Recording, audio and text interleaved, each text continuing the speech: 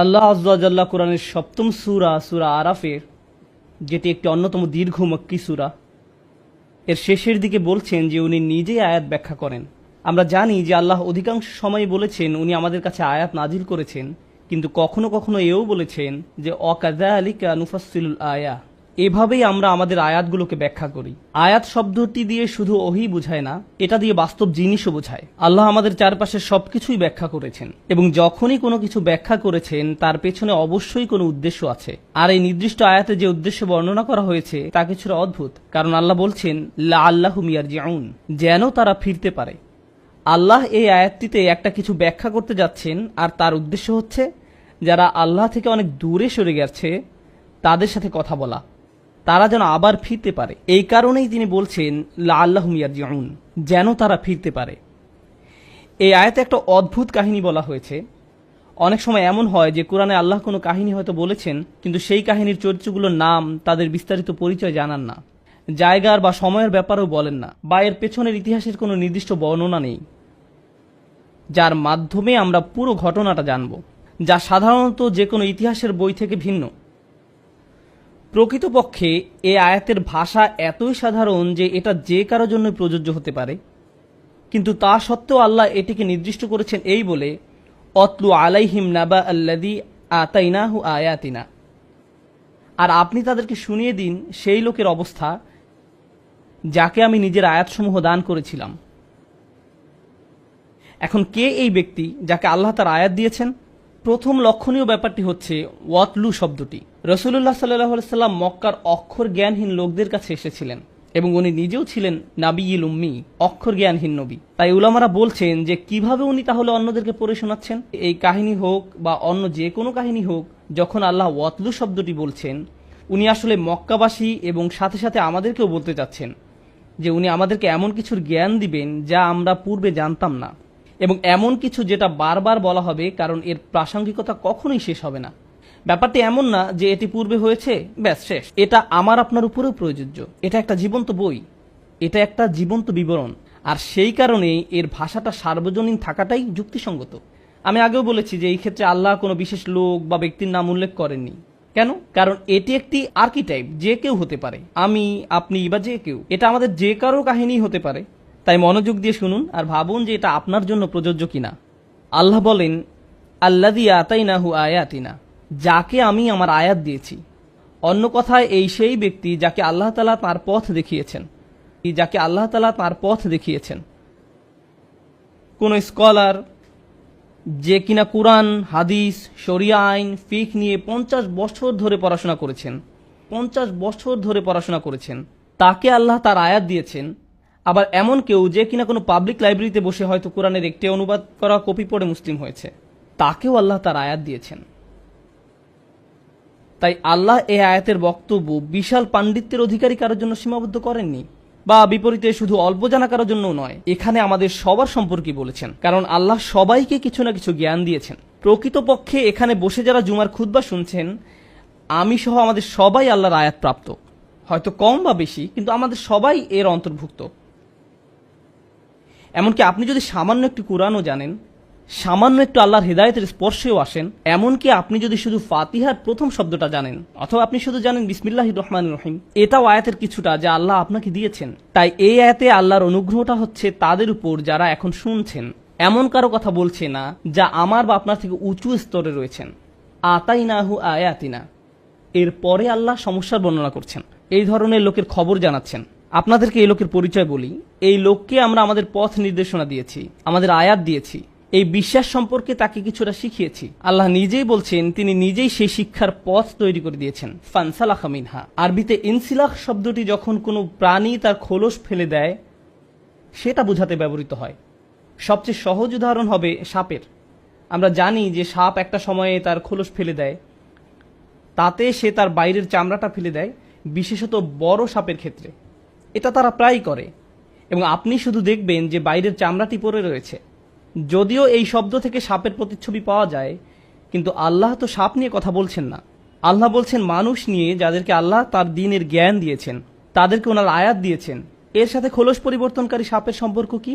আসলে আল্লাহ তাআলা এমন একজন ব্যক্তির ছবি দেখিয়েছেন যে ধর্মটাকে বাহ্যিকভাবে ধরে রেখেছে হয়তো, কিন্তু ভিতরে আসলে সে এটা থেকে অনেক দূরে সরে গিয়েছে। তার অন্তরে আসলে দিনের কিছুই নেই, অর্থাৎ তারা দিনটাকে অনেকটা একটা ছদ্মবেশের মতো ধারণ করত। তাদের অন্তরে এর কোনো প্রভাব নেই আসলে, যদিও তারা হয়তো দিনের অনেক কিছুই পালন করে বাহ্যিকভাবে, যেমন নামাজ পড়া, হালাল খাবার খাওয়া, সালাম বিনিময় করা অথবা বিশেষভাবে পোশাক পরা, এর সবই বাহ্যিক, কিন্তু ভিতরে দিনের কিছুই অবশিষ্ট নেই। ওই ব্যক্তির আত্মা বলতে আর কিছুই নেই যা বিশ্বাসের সাথে সম্পর্কযুক্ত, শুধু কৃত্রিম ধার্মিকতার বহিঃপ্রকাশ। এটা অনেকটা ভিতরে ডিমবিহীন খালি খোলসের মতো। তাই আল্লাহ বলছেন, আমি তোমাদেরকে সেই লোকের কাহিনী বলতে চাই যাকে আমি দিনের কিছুটা হলেও জ্ঞান দিয়েছিলাম। তারা ধর্ম সম্পর্কে জ্ঞান অর্জন করেছিল, কিন্তু তারা শুধু সেটাকে বাইরেই ধারণ করেছিল, আর তাদের ভিতরে সেটা থেকে তারা যোজন যোজন দূরে ছিল। তাই তাদেরকে দেখে হয়তো মনে হয় তারা অনেক বড় মুসলিম, তারা দিনের ব্যাপারে সচেতন, নিয়মিত দিন পালন করে ইত্যাদি, কিন্তু তাদের ভিতরে আসলে কিছুই নেই। কি ভীতিকর একটা ব্যাপার। ফানসালাখা মিনহা। এখন চলুন এটার বিভিন্ন পর্যায় নিয়ে আলোচনা করি। আমি প্রথমেই বলছি, এটা সেরকম লোকের ক্ষেত্রে হতে পারে যে দিনের খুব সামান্য কিছুই জানে, আবার এমন ব্যক্তির ক্ষেত্রেও এটা হতে পারে যে হয়তো তার পুরো জীবন দিন শিক্ষায় ব্যয় করেছে। এমন ব্যক্তি যাদের কাছে দিনের ন্যূনতম জ্ঞান আছে, কিংবা এমন ব্যক্তি যে দিন শিক্ষায় আলিম। এমন হতে পারে যে জীবনের কোনো না কোনো পর্যায়ে তারা হয়তো আল্লাহ যা তাদেরকে দিয়েছেন তা থেকে বিচ্যুত হয়ে যায়। ও আরেকটা কথা, আল ইনসিলাহ আর আল ইবতিয়াদ সমার্থক, নিজেকে দূরে সরানো। আল্লাহ তাদেরকে যা দিয়েছেন তারা তার থেকে দূরে সরে যায়, কেউ একজন যদি আল্লাহ তাকে যা দিয়েছেন তার থেকে বিচ্যুত হয়ে যায়, তাহলে সে জীবনে যত জ্ঞানই অর্জন করুক না কেন, যত পড়াশোনাই করুক না কেন, এই দিনের প্রকৃতি হচ্ছে এটা পাওয়ার পর আপনি কোনো পরিশ্রম করা ব্যতীত ধরে রাখতে পারবেন না। আপনি এরকম বলতে পারবেন না যে আমি 2 বছর আগে পুরো কোরআন পড়েছিলাম, এখন আমি জানি এতে কি আছে, এটাই যথেষ্ট। এরকম হবে না। আল্লাহ বনী ইসরাঈলদের বলছেন, খুযু মা আতাইনাকুম বিকুওয়াতিন। অন্য আরেক জায়গায় বলছেন, ওয়াসমাউ, আমি তোমাদেরকে যা দিয়েছি প্রবল শক্তি দিয়ে তা ধরে রাখো। আপনাকে এই কিতাব শক্ত করে ধরতে হবে এবং এতে কি আছে তা বারবার নিজেকে স্মরণ করাতে হবে। আরেক জায়গায় আল্লাহ বলছেন, বারবার শুনতে থাকো। এমন পরিবেশে আপনার থাকতে হবে যেখানে আপনি শুধু উপদেশ দিবেন না, উপদেশ নিবেনও। আপনি এমন হতে পারবেন না যে আমি সব জানি, আপনাকে বারবার তা নিজেকে মনে করাতে হবে, বারবার দিনের সাথে আপনার নিজেকে সম্পৃক্ত করতে হবে। অন্যথায় যেটা হবে, বাহ্যিকভাবে আপনি জ্ঞানীই থাকবেন, বাহ্যিকভাবে হয়তো আপনি যখন তখন আয়াত কোট করতে পারবেন, বাইরে থেকে মনে হবে আপনি খুব ধার্মিক, কিন্তু ভিতরে আপনার অন্তর আল্লাহর কালাম থেকে বিচ্ছিন্ন হয়ে গেছে, সেই আয়াত থেকে বিচ্ছিন্ন হয়ে গিয়েছে যা আপনাকে দেয়া হয়েছিল। তাই আল্লাহ বলছেন, ফানসালাখা মিনহা, মানে হচ্ছে সে ভিতরে মানসিকভাবে, আত্মিকভাবে আল্লাহর আয়াত থেকে সে অনেক দূরে সরে গেছে। তাই ভিতরে আর বাইরের মাঝে এখন অনেক ফারাক রয়েছে। আর যখনই এরকম হয়, ফাআতবাআহু শাইতান, শয়তান সাথে সাথে তাকে অনুসরণ করা শুরু করে, তাকে পথভ্রষ্ট করার সর্বোচ্চ প্রচেষ্টা চালাতে থাকে। আরবিতে তাবিআ মানে হচ্ছে কাউকে অনুসরণ করা, আর আতবা হয়, এটাকে আরবিতে বলা হয় মুবালাগা, মানে হচ্ছে কোনো কিছু জোর দেয়া বোঝানো। আর অর্থ দ্বারায় সে তাকে প্রতি পদে পদে অনুসরণ করে, একটা সেকেন্ডও এমন যায় না যে শয়তান তাকে ছাড়ে। এখানে শয়তান সম্পর্কে একটা জিনিস জানতে পারছি যে এমন ব্যক্তি যে আল্লাহর দিকে এগিয়ে এসেছিল, যাকে আল্লাহ আয়াত দিয়েছিলেন, যখন সে আল্লাহ থেকে দূরে সরতে থাকে, শয়তান সুযোগ দেখতে পায় এবং সে তার পেছনে উঠে পড়ে লাগে। সেই লোকই হয়ে পড়ে তার প্রধান প্রজেক্ট, সে সবকিছু ছেড়ে আপনার পেছনে লাগে। এটাই ফাতবাহু শাইতান। তাই শয়তান তাকে প্রতিনিয়ত এ ব্যাপারে উৎসাহ দিতে থাকবে, আর যেটা হবে, শয়তান তাকে যখন ওয়াসওয়াসা করতে থাকবে, সেটা আল্লাহর আয়াতের ঠিক বিপরীত। আল্লাহ এই ব্যক্তিকে ন্যায় অন্যায়ের পার্থক্য করতে শিখিয়েছিলেন, তাকে বিনয়ী, ভদ্র, দয়ালু এবং ন্যায় অন্যায়ের পার্থক্য করতে শিখিয়েছিলেন, কিন্তু শয়তান তাকে অনুপ্রেরণা দেওয়া শুরু করে। তখন সে চায় ওই ব্যক্তি তাকে অনুসরণ করুক এবং সে ওই ব্যক্তি এবং আল্লাহর আয়াতের মাঝে দূরত্ব তৈরি করে দেয়। আল্লাহর অবাধ্যতা করাকে তার কাছে সৌন্দর্য মণ্ডিত করে তুলবে। শয়তান তাদের কাজ তাদের নিকট সুন্দর করে তুলবে। আর যখনই সে এটা শুরু করে, তখন কি হয়? আল্লাহ বলছেন, ফাকানা মিনাল গাওয়িন, ফাকানা মিনাল গাওয়িন, ফলে সে পথভ্রষ্টদের অন্তর্ভুক্ত হয়ে পড়েছে।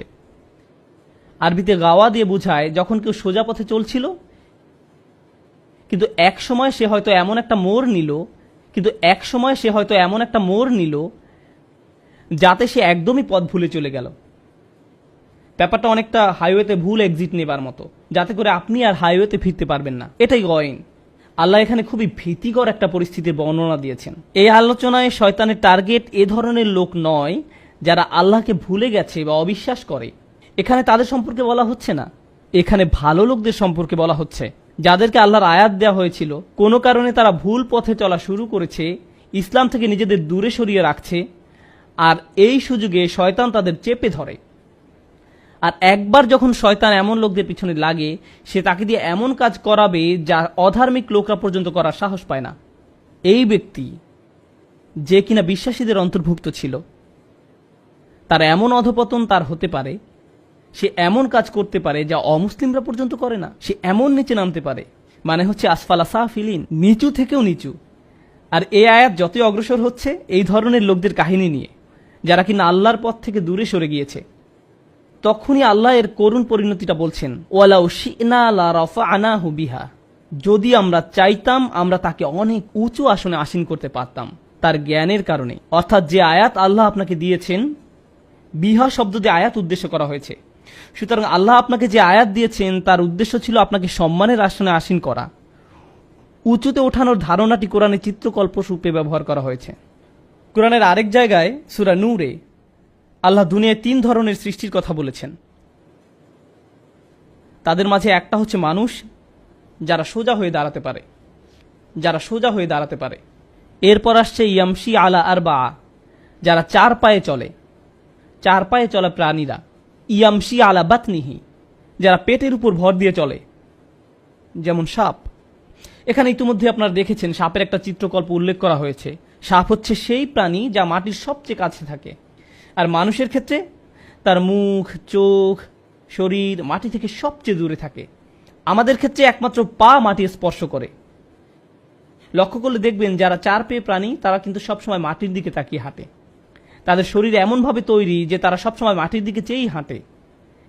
তাই প্রাণীকুলের মাঝে নিচু প্রাণী হচ্ছে সাপ। আর আল্লাহ বলছেন, যদি উনি চাইতেন সে লোককে মানুষের মতো মানুষ বানাতে পারতেন যে সোজা হয়ে চলে। লা রাফা'নাহু বিহা, এর দ্বারা তাকে উঁচু করতে পারতেন। যেভাবে মানুষকে সৃষ্টি করা হয়েছে, মানুষ যখন উপরে তাকায় তারা তাকায় আকাশের দিকে, তাদের লক্ষ্য অনেক উঁচুতে। আমরা এমন জিনিসের আশা করি যা আকাশ থেকে আসে, যা অন্য প্রাণীদের মতো নয়, যাদের একমাত্র লক্ষ্য শুধু মাটির দিকে।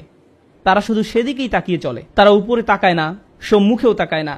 আফামাই ইয়ামশি মুকিব্বান আলা ওয়াজহিহি আহদা ওমাই ইয়ামশি সাওয়িয়ান আলা সিরাতিল মুস্তাকিম, যার মুখ মাটিতে আটকে আছে সেই কি সৎপথে চলে, না সেই ব্যক্তি যে সোজা হয়ে চলে। এই আয়াতে এটাই কোরআনের অঙ্কিত ছবি। আল্লাহ বলছেন, যদি আমরা চাইতাম আমরা তাকে উঁচুতে উঠাতে পারতাম। অন্য কথায়, আমরা তাকে ভালো থেকে উত্তম আরো উৎকৃষ্টে পরিণত করতে পারতাম। আপনি দিন সম্পর্কে খুব অল্প জানেন, কিন্তু ওই সামান্যটুকুর কারণেই আল্লাহ আপনাকে পরের স্তরে উন্নীত করতে পারতেন, সেখান থেকে আরো উপরের স্তরে, সেখান থেকে আরো উপরে। এখানে আপনাকে হয়তো কোনো ইমামের সাথে, আলিমের সাথে বা সেরা কোনো আবিদের সাথে তুলনা করা হয়নি। আপনি নিজে নিজেই ক্রমান্বয়ে উন্নতির দিকে এগিয়ে চলতে পারতেন, শুধুমাত্র এই কারণে যে আল্লাহ আপনাকে শুরু করার জন্য অতি সামান্য কিছু হলেও জ্ঞান দিয়েছিলেন। ওয়ালাকিন্নাহু আখলাদা ইলাল আরদ, কিন্তু সেই ব্যক্তি পুরোপুরি তার দৃষ্টি ফিরিয়ে নিল ভূমির দিকে, মানে নিচের দিকে। আখলাদা শব্দটি এসেছে খুলুদ থেকে। মজার ব্যাপার হচ্ছে আসল শব্দটা হচ্ছে এখানে ইখলাদ, যার অর্থ হচ্ছে কোনো কিছুকে স্থায়ী বানিয়ে ফেলা, স্থায়ী হওয়া নয়। মানে হচ্ছে আখলাদা নাফসাহু ইলাল আরদ, আখলাদা হাওয়াহু ইলাল আরদ, আখলাদা হাম্মাহু ইলাল আরদ। সেই ব্যক্তি যাই করতে চাইতো না কেন তার সবকিছু এখন দুনিয়া কেন্দ্রিক হয়ে গেছে। সেই ব্যক্তি যে জান্নাত সম্পর্কে জানে, সে আল্লাহর সাক্ষাৎ সম্পর্কে জানে, সে কিয়ামতের দিন সম্পর্কে জানে, কিন্তু তা সত্ত্বেও নিজেকে দূরে সরানোর কারণে এখন একমাত্র যা নিয়ে চিন্তা করে, ভালোবাসে, যা তার একমাত্র প্রধান লক্ষ্য, তার সবকিছুই এই দুনিয়া কেন্দ্রিক। যা কিছুর আকাঙ্ক্ষা তার আছে, টাকা, সম্পদ, খ্যাতি, লোভ, এগুলো নিয়েই তারা সব সময় চিন্তা করে। এর বাইরে তারা আর কিছুই ভাবতে পারে না। তারা আল্লাহর সামনে কিভাবে দাঁড়াবে সেটা নিয়ে তাদের কোনো চিন্তা নেই। কি দুঃখজনক ব্যাপার, যে ব্যক্তি আল্লাহর আয়াত সম্পর্কে জানে যে তাদের লক্ষ্য আরো উঁচু হওয়া দরকার, কিন্তু তারা শুধুই এই দুনিয়া নিয়ে চিন্তা করে। আখলাদা ইলাল আরদ। আর এই রূপক আয়াতটি আল্লাহ শেষ করেছেন এইভাবে যে ফামাসালুহু, কিভাবে ওই ব্যক্তিকে বর্ণনা করা যায়, সেই ব্যক্তি যে কিনা সাপের মতো ব্যবহার করছে। তাই এখন আল্লাহ এর থেকেও খারাপ একটি উদাহরণ দিচ্ছেন। উনি বলছেন, ফামাসালহু কামাসালিল কলব, তার উদাহরণ হচ্ছে একটি কুকুরের মতো। এটাই যথেষ্ট অপমানজনক, কারণ কুকুর হচ্ছে এমন একটা প্রাণী, হ্যাঁ এটা বিশ্বস্ত, কিন্তু আল্লাহ আসলে কথা বলছেন এমন একটি ছন্নছাড়া কুকুরের। এটা আমরা দেখব আয়াতের ভাষা থেকে। এই যে কুকুরটি যার বর্ণনা আল্লাহ দিচ্ছেন, আপনারা জানেন কোরআনে আমরা বিভিন্ন মানুষের উদাহরণ পাই যাদেরকে কোনো প্রাণীর সাথে তুলনা করা হয়েছে, যেমন ইসরায়েলরা, যারা তাদের উপর বর্ণিত কিতাবের মর্যাদা দিতে পারেনি। তাদের উদাহরণ সেই গাধা যে পুস্তক বহন করে চলে, কিন্তু এখানে বর্ণিত ব্যক্তি তার থেকেও খারাপ। তার তুলনা করা হয়েছে কুকুরের সাথে। আল্লাহ বলছেন, ইন তাহমিল আলাইহি ইয়ালহাস, তুমি যদি এই কুকুরের উপর কোনো বোঝা চাপাও, কোনো বোঝা বেঁধে দেওয়া হয় এবং তারপর সেই বোঝা বহন করতে দেওয়া হয়, কুকুরটিকে কোনো বোঝা বহনের কাজ দেওয়া হয়, তখন সে জোরে জোরে হাঁপাতে থাকে। সেই বোঝা বহন করতে দেওয়া হয়, তখন সে জোরে জোরে হাঁপাতে থাকে, এমন ধরনের হাঁপানো যাতে শব্দ হয় এবং জিহ্বা বের হয়ে জোরে জোরে নিঃশ্বাস নিতে থাকে। এইভাবে কুকুর এটাই করে। কোনো প্রাণী যখন তার জিহ্বা বের করে দিয়ে নিঃশ্বাস নিতে থাকে, তার অর্থ হলো সে ক্লান্ত। আল্লাহ তাআলা খুবই নিখুঁত ভাষায় ব্যবহার করেছেন চিত্রটি আমাদের সামনে তুলে ধরতে, যে তোমরা যদি এর উপর বোঝা চাপাও তাহলে সে হাঁপানো শুরু করে। ওয়া ইন তাতরুহু, আর যদি একে এমনিতেও রেখে দাও, ইয়ালহাস, তখনও সে তার জিহ্বা বের করে হাঁপাবে। এর অর্থ কি? এর সাথে আমার, আপনার অথবা সেই ব্যক্তি যে আল্লাহর পথ প্রাপ্ত তার সম্পর্ক কি? যে আল্লাহ তাআলা এমন একটি অদ্ভুত তুলনা করেছেন। একটি কুকুর, সে অনেক কাজ করলেও হাঁপায়, আবার না করলেও হাঁপায়। অনেক কাজ করলেও হাঁপায়, না করলেও হাঁপায়। এই হাঁপানোর ব্যাপারটি, এটা আসলে যে কোনো সৃষ্টির জন্য স্বাভাবিক কোনো ব্যাপার নয়। যে কোনো প্রাণী হোক, মানুষ হোক, কখনোই হাঁপায় না যদি না স্বাভাবিক প্রক্রিয়া ব্যাহত হয়। উত্তেজিত হলে, বিরক্ত হলে, অসন্তুষ্ট হলে, পিপাসা পেলে, এটা এমন কারো চিত্র যে অতৃপ্ত, অপূর্ণ। আমাদের উলামারা এই হামিল শব্দটির ব্যবহার নিয়ে বিশদ আলোচনা করেছেন, যার অর্থ হলো কারো উপর বোঝা চাপানো। আর এটা কোরআনে ওহী নাজিল করা বোঝাতে ব্যবহৃত হয়েছে। এখন এই লোকটি হয়ে গেছে কুকুরের মতো। সে ধর্ম সম্পর্কে কিছু শুনলেই বিরক্ত হয়ে যায়।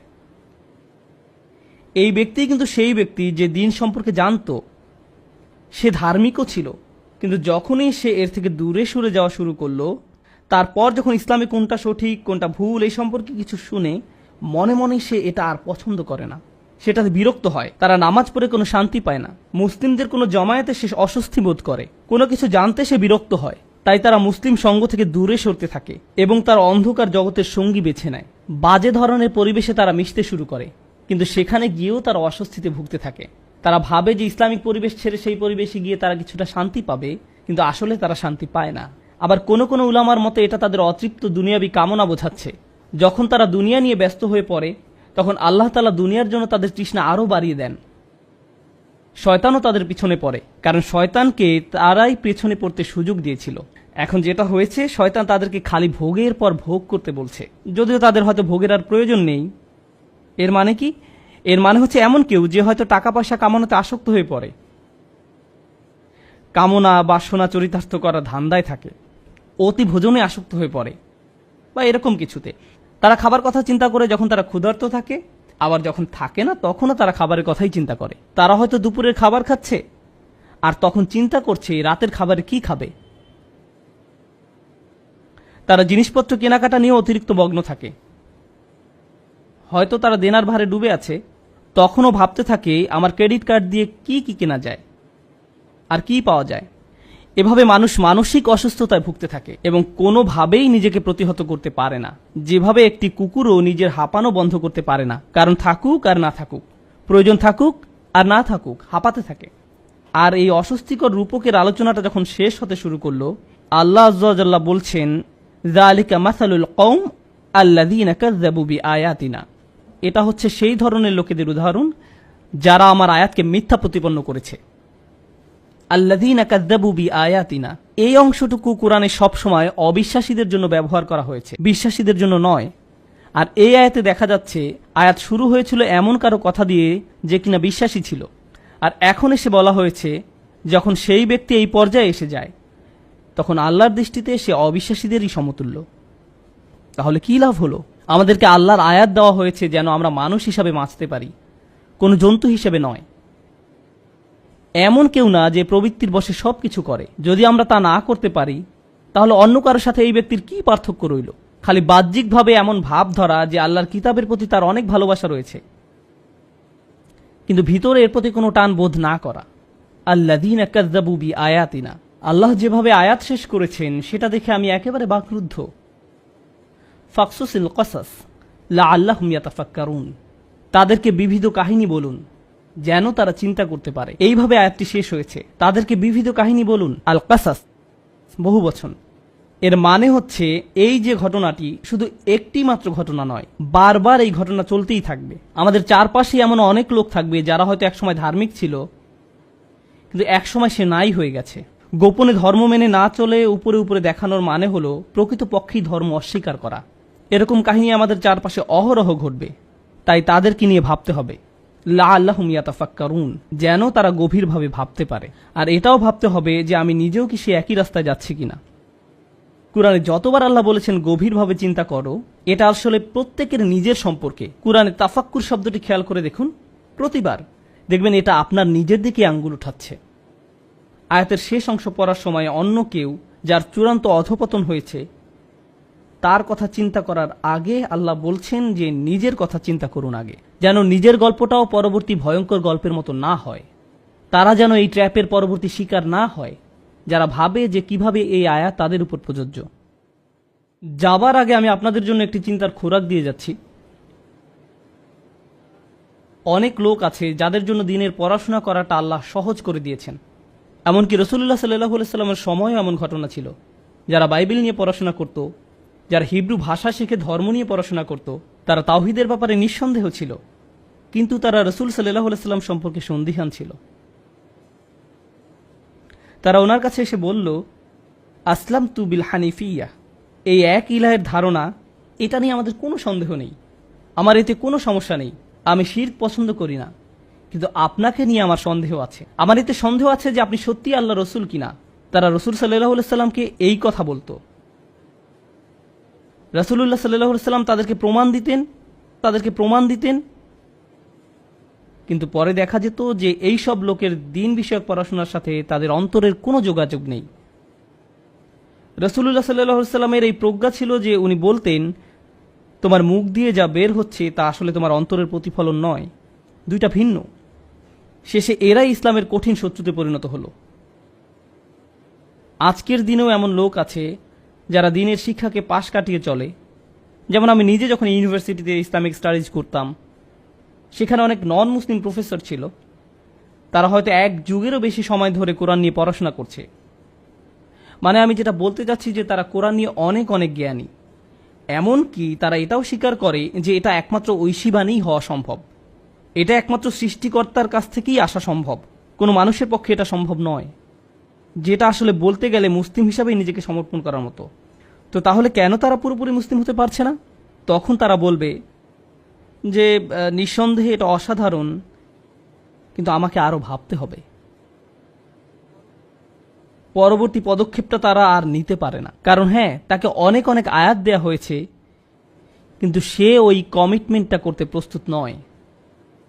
কারণ তা করলে তার নিজেকে পরিবর্তন করতে হবে, কারণ এটা স্বীকার করলেই আপনার নিজেকে পরিবর্তন করতে হবে।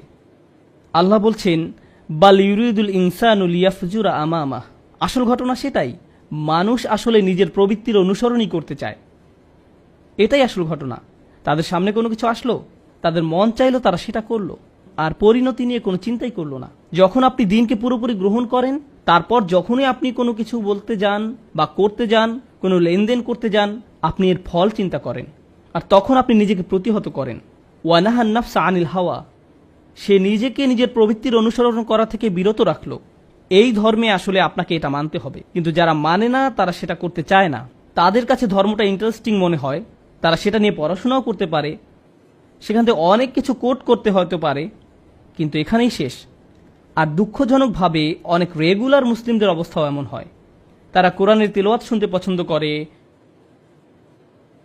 তারা হয়তো বিভিন্ন ইসলামিক লেকচার শুনতে পছন্দ করে, বলবে হয়তো অন্যকে এটা শুনেছো, ওইটা শুনেছো, আরে আমি তো সব ডাউনলোড করে ফেলেছি। সেই জিনিসগুলো শুনতে পছন্দ করেন, কোট করতে পছন্দ করেন, বইপত্র সংগ্রহও আছে অনেক, কিন্তু সেগুলো অনুযায়ী চলা, সেই ক্ষেত্রে ইনসিলাহ করবে, তা পাশ কাটিয়ে যাবে। জীবনের যে বিষয়গুলোতে অবিশ্বাসীরা অগ্রাধিকার দেয়, তারাও সেই বিষয়গুলোতে অগ্রাধিকার দিবে। আল্লাহ আমাদেরকে তাদের অন্তর্ভুক্ত না করুন যারা শুধু কৃত্রিমভাবে দিনের প্রতি অনুরক্ত। আমরা যেন ভিতরে এবং বাইরের সব দিক থেকে আল্লাহর কাছে সমর্পণ করার মানসিকতা ধারণ করতে পারি। আল্লাহ আমাদের কমতিগুলো মাফ করুন এবং তাদের অন্তর্ভুক্ত না করুন যাদের পেছনে শয়তান আদা জল খেয়ে লেগে পড়ে, আর তা থেকে আমরা নিজেকে আর বাঁচাতে পারি না। আমি আল্লাহ তাআলার কাছে চাই যেন আল্লাহ আমাদের তরুণ, বৃদ্ধ, পুরুষ, নারী, শিশু সবার মাঝে আল্লাহর দ্বীনের প্রতি, আল্লাহর কিতাবের প্রতি একটি প্রকৃত ভালোবাসা দেন। আমাদের প্রত্যেককে আল্লাহ যে নিয়ামত দিয়েছেন আমরা যেন সেটা অনুধাবন করতে পারি আর আমাদের জীবনে যেন তা ধরে রাখতে পারি। বারাকাল্লাহু লি ওয়া লাকুম। আসসালামু আলাইকুম ওয়া রাহমাতুল্লাহি ওয়া বারাকাতুহু।